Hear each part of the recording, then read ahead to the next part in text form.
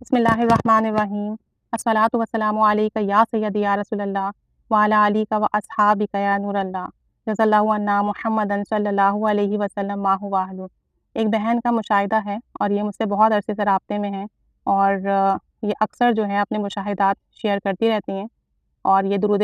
قرب مصطفیٰ پڑھ رہی ہیں آج کل۔ ویسے یہ دوسرا درود پاک پڑھ رہی تھی اور درود نظر کرم بھی یہ ورد کرتی ہیں۔ تو یہ اپنا درود نظر کرم کا ایک مشاہدہ بتا رہی ہیں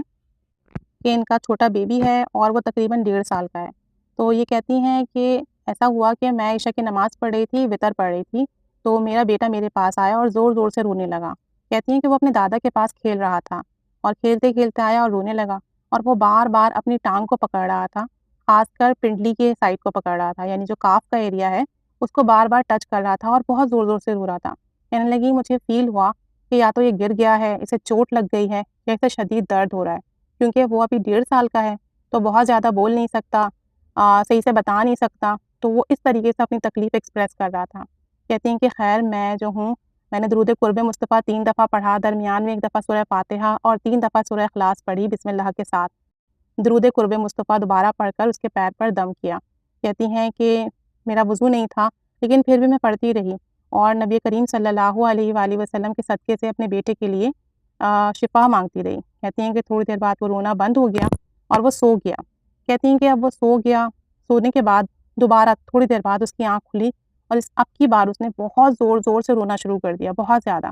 کہتی ہیں کہ پھر میں نے درود نظر کرم پڑھنا شروع کیا، یا رحمت للعالمین صلی اللہ علیہ وسلم، نظر کرم میرے بیٹے حذیفہ پر،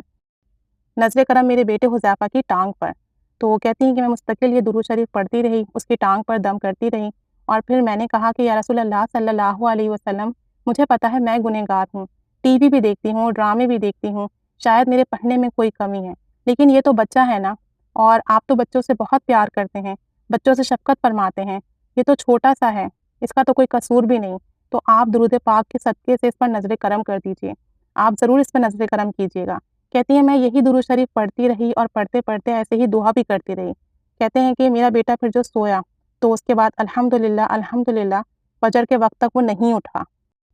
اور جب یہ صبح اٹھا تو اس کے کوئی تکلیف بھی نہیں تھی، اور اس کے بعد جو ہے میں نے یہ درود پاک بھی پڑھتی رہی اور اللہ تعالیٰ سے دعا بھی کی کہ اللہ تعالیٰ میرا یہ بیٹے کی تکلیف ٹھیک ہو جائے اور اسے آرام آ جائے، تو میں انشاءاللہ تعالیٰ 100 دفعہ درود پاک پڑھوں گی۔ لیکن میں فجر کے بعد درود شریف نہ پڑھ سکی، پھر میں نے ظہر کے بعد 100 مرتبہ درود پاک پڑھا اور نبی کریم صلی اللہ علیہ وآلہ وسلم کی بارگاہ میں درود پاک کا ہدیہ کیا، اور ساتھ ساتھ میں درود پاک پڑھتی رہی، درود نظر کرم۔ جب تک میں سوئی نہیں تھی رات میں یہی درود شریف پڑھتی رہی کہ میرا بیٹا پرسکون سوتا رہے، اور اس کی ٹانگ پر ہاتھ پھیرتی رہی۔ اللہ تعالیٰ کا لاکھ لاکھ لاکھ شکر ہے کہ اس کی ٹانگ میں جو درد تھا وہ بھی ختم ہوا، اور صبح جب وہ جاگا تو اسے کوئی تکلیف بھی نہیں تھی اور نہ ہی وہ رویا۔ اللہ تعالیٰ کا لاکھ لاکھ شکر ہے۔ تو کہتی ہیں کہ یہ چھوٹا سا مشاہدہ ہے، لیکن بات یہ ہے کہ جب بچوں کو کوئی تکلیف ہو تو ماں تڑپ جاتی ہے، اور پھر رات کا وقت اس کی اتنی شدید تکلیف، اتنا چیخ چیخ کر وہ رو رہا اور کسی چیز سے اسے آرام نہیں آ رہا، اور وہ اتنا چھوٹا ہے کہ اپنی بات بھی نہیں بتا سکتا۔ تو اس وقت بس مجھے یہی ہوا کہ درود نظر کرم پڑھ کے اس پر دم کرتی رہوں